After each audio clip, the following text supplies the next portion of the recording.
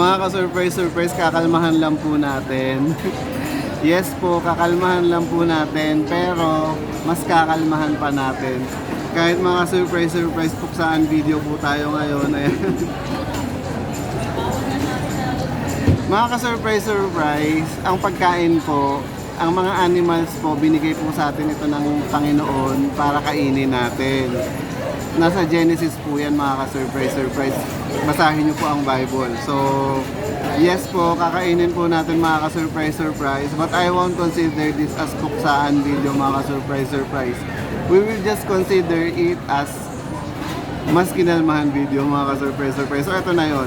As promised, gagawa na po natin ng opinion video ito mga ka-surprise. And, natikman ko na po ito before, ay mabulakenyo mga ka-surprise. You know, Bulakenyos, they eat chicharon, they eat one day old mga ka-surprise. Ito na yun, without any further ado.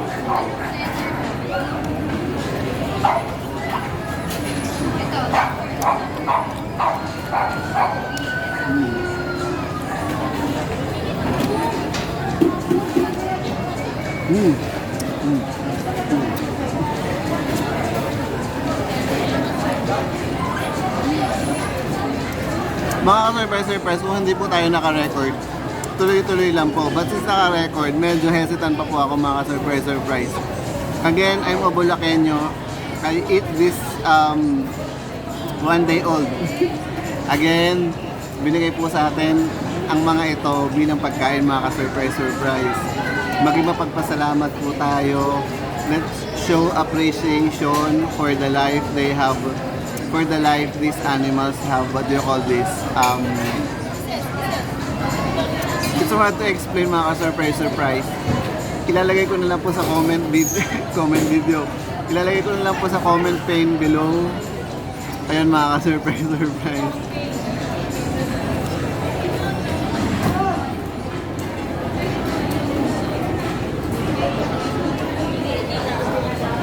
But let's not be morbid. Let's just continue eating mga ka-surprise.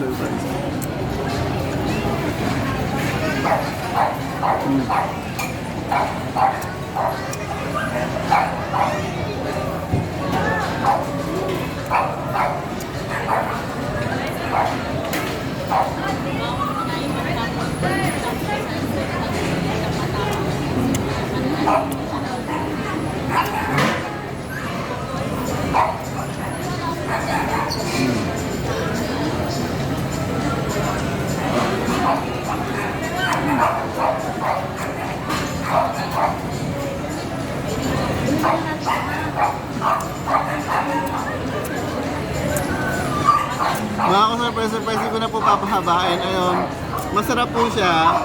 Pero wag niyo na po masyadong iisipin. Masarap po siya mga ka-surprise. It's like, you know, hindi siya kasi lasa ng balot. Pero yun ang mga ka-surprise.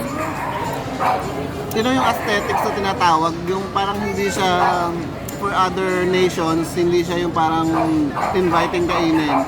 Pero yun nga, kung hindi nyo naman siya iisipin, magpo-focus kayo dun sa lasa, masarap siya mga surprise. And ayun nga, kung hindi tayo kakain ito, sino, di ba? So yun lang mga surprise. Again, basahin niyo po sa Genesis, binigay po sa atin ng Diyos na kainin natin ang mga hayop. Magbigay po tayo ng appreciation habang kinakain po natin mga surprise. Sa sacrifice na binigay po ng mga animals for us to eat and enjoy. So yun lang po mga surprise. Hindi ko na po papahabain yung video.